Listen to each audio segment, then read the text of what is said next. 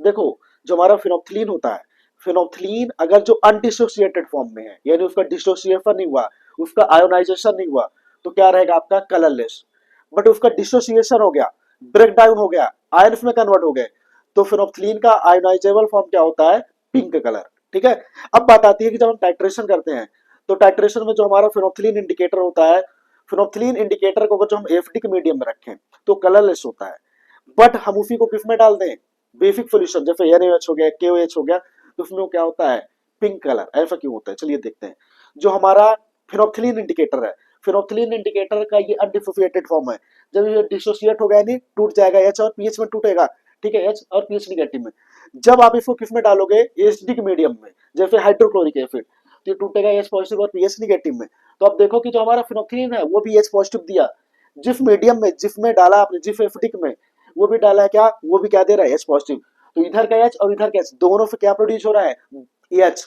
ये दोनों में कॉमन आयन क्या है, एच। तो यहाँ पे आता है आपका कॉमन आयन इफेक्ट। जहां पे कॉमन आयन इफेक्ट आया तो इसका मतलब क्या है कि वहां पे उसका डिसोसिएशन होगा कम।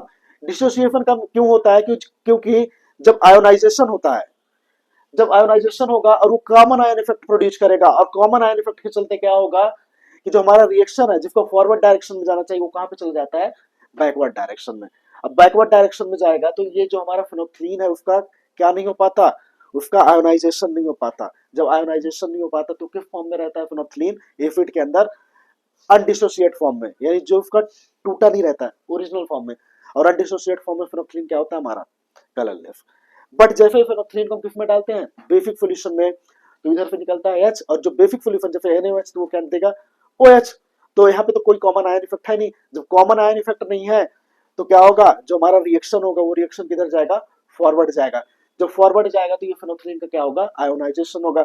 और फिनोप्थलीन का आयोनाइजेशन यानी फिनोप्थलीन का आयोनिक आयोनिक फॉर्म क्या होता है, पिंक कलर। समझ में आया। तो